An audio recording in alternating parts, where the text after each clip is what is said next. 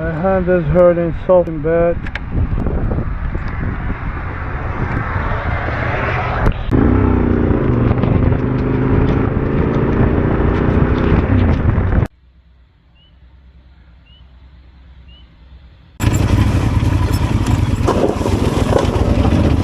We need to back up. Okay. Just stay where you are. Okay. I'm